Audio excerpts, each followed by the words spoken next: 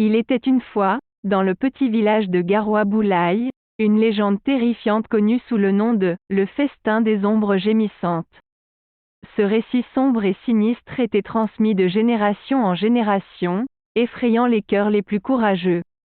Au cœur de ce village se trouvait un sorcier mystérieux connu sous le nom de Fifion Ribana. Il était le gardien des secrets occultes de la région et était réputé pour sa sagesse et sa connaissance des forces sombres. Les villageois se tournaient souvent vers lui pour obtenir des conseils et des remèdes, mais ils savaient également qu'il y avait un prix à payer pour ses services. Un jour, un jeune homme nommé Pierre vint trouver Fifion Ribana. Il était profondément amoureux d'une belle jeune femme nommée Amara et voulait la conquérir à tout prix.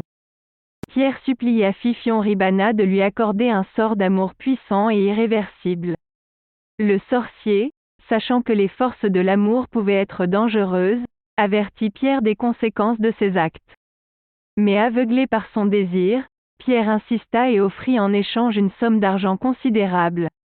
Fifion Ribana accepta à contre-cœur et prépara un rituel sombre et interdit. Il utilisa des herbes rares et des incantations secrètes pour invoquer une entité maléfique. Les ombres s'élevèrent et dansèrent autour de lui, créant une atmosphère sinistre. Le sorcier marmonna des mots anciens et imprononçables, et une poupée vaudou représentant Amara apparut devant lui.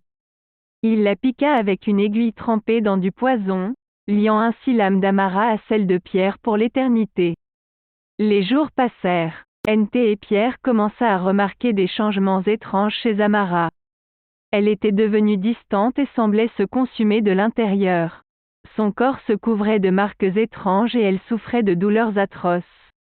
Un soir, alors qu'ils étaient seuls, Amara poussa un cri déchirant. Son corps se tordit de douleur et elle se mit à léviter dans les airs. Des ombres tournoyèrent autour d'elle, la déchirant de l'intérieur. Puis, dans un dernier soupir, elle s'effondra sur le sol, sans vie.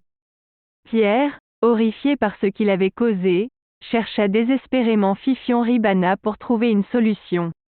Mais le sorcier avait disparu, ne laissant derrière lui qu'un avertissement: les forces occultes ne doivent jamais être utilisées à des fins égoïstes. Dévasté par la perte d'Amara, Pierre réalisa la leçon que Fifion Ribana essayait de lui enseigner. Il comprit que la magie noire n'était pas à prendre à la légère et que les conséquences de ses actes pouvaient être horribles et irréversibles. Depuis ce jour, Pierre renonça à toute forme de sorcellerie et devint un homme bon et respecté dans le village.